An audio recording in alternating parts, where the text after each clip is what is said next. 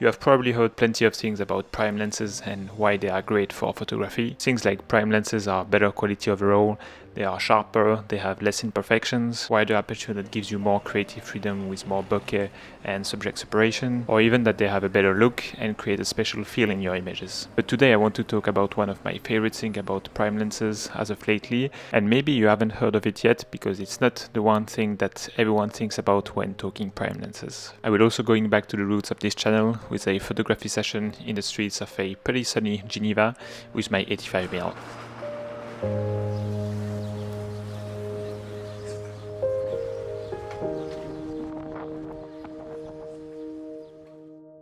As I'm growing as a photographer, I finally moved away from shooting everything at the widest aperture of my lens. As a beginner, it is easy to feel very impressed and think that we just got a great shot when we see a beautiful bokeh and our subject popping out of the background. With experience, you will notice that if the subject is not particularly special, the photo will be lacking something. There is not a lot of effort put in the way you compose a shot when relying too much on the bokeh. But regardless of me trying to shoot more photos at f4, f5.6 or above, I still really enjoy using my prime lenses for several reasons. One of them being that it makes you move.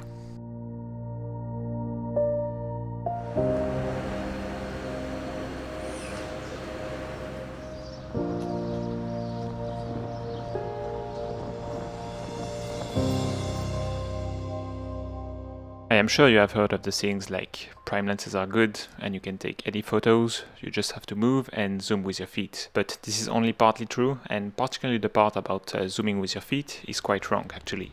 Let me explain. When shooting with an 85mm, like I did that day for example, your field of view is pretty tight, or zoomed in if you prefer. If we stick to that saying that you can zoom with your feet, it would mean that you can get a picture that looks identical to the one you would take with a 35mm if you move away from your subject enough, given that there is sufficient room obviously. But here comes the compression effect, and you will notice pretty quickly that despite zooming in or out with your feet to replicate another focal length, the photos will not look the same. The perspectives and the different lines included in the frame just cannot look identical with a 35mm and an 85mm. Despite this statement being inaccurate, it is still very good that a prime lens gives you no other choice to move your body and your feet if you want a wider or a tighter shot. When moving your body and observing the different elements in your frame changing and moving, you can really see that a few centimeters more on the left or on the right can have a huge impact on the final image. Here I'm really talking composition wise and how you can perfect your framing when moving and playing with a prime lens. If you move a bit more to the right or to the left, or if you bring your camera up or down,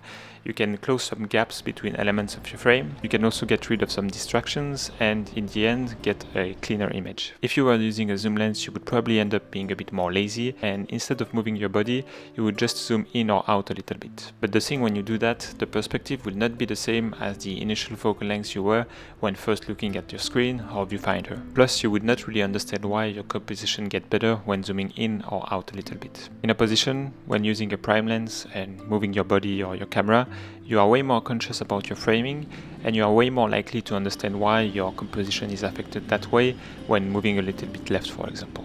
In the end, I love the fact that with a prime lens you are naturally more intentional about your framing and how educative it can be. You can really get better at understanding space and distances and their effect on perspective and on the final image.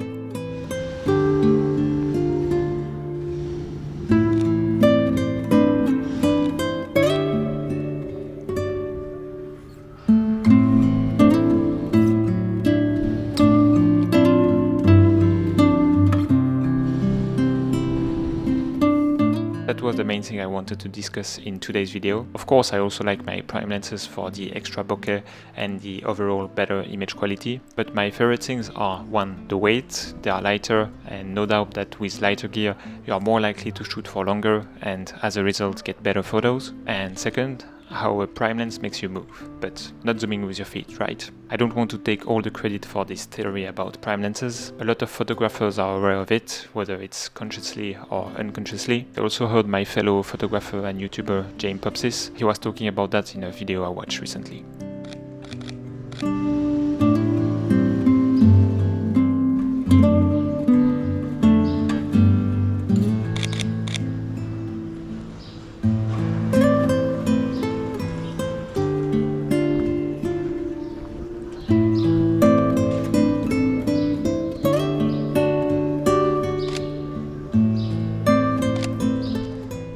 that's it. Thanks a lot for watching. The POV session is probably not over yet, but I will let you enjoy that without me rambling about prime lenses. See you soon. Bye.